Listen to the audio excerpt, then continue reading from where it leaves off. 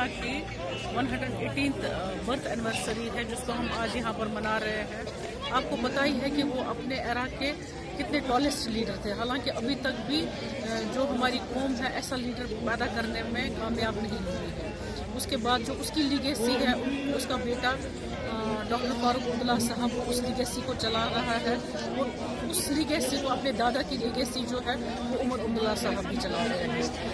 उसका कितना कंट्रीब्यूशन है मरहूम शेख अब्दुल्ला का, मुझे लगता है कि ये एक आईना दिखाना है पूरे दुनिया को, क्योंकि पता ही होगा आपको उन्होंने शख्सी राज के खिलाफ कितनी जदोजहद की और उसमें वो कामयाब भी रहे।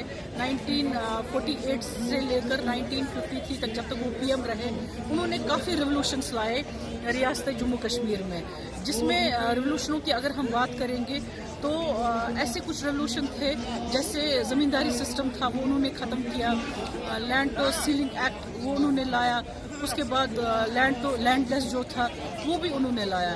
अगर हम यहाँ तक फीमेल्स की बात करेंगे, फीमेल एम्पावरमेंट का जो मैनिफेस्टो ही था हमारे नए कश्मीर में, जो उन्होंने लिखवाया, जो कबीर बेदी थे उनके फादर ने उनको ड्राफ्ट किया, उसमें कुछ और भी मेंबर्स थे, तो वो ड्राफ्ट जो है अभी भी एक यूनिक ड्राफ्ट है जिसमें हर किस्म की इक्वालिटी की हम आज बात करते हैं आर्टिकल 14 की, लेकिन उस वक्त भी वो चीज़ें उसमें थी, उसमें फीमेल एम्पावरमेंट की बात थी। तो इकोनॉमी जो है, इकोनॉमी को कैसे हमें रेज करना, ये सब चीज़ें जो थी उस चीज़ में दर्ज थी। तो आप खुद समझ सकते हैं कि उनका विजन क्या था। वो इतने बड़े विजनरी थे कि अभी तक भी जो उन्होंने वो एक ड्राफ्ट पेश किया नया कश्मीर की शक्ल में, तो उस पर अभी भी काम चल रहा है। बहुत कुछ करने की ज़रूरत है। उन्होंने बहुत से रास्ते हमें दिखाए हैं कि किस तरीके से हम प्रोग्रेस कर सकते हैं, एक इंडिपेंडेंट कैसे हम रह सकते हैं, कैसे हम एवेन्यूज़ बढ़ा सकते हैं रेवेन्यू के या इकोनॉमी को लेकर। तो उन चीज़ों पर काम करने की बहुत ज़रूरत है।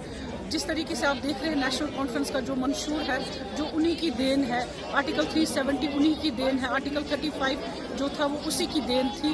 उन चीज़ों को आगे बढ़ाने के लिए हम कोशिश कर रहे हैं, जो उन्होंने काम किए हम उस पर कम से कम उनके जो फुट स्टेप्स उन्होंने छोड़े हैं हम उस पर चल पाएँ।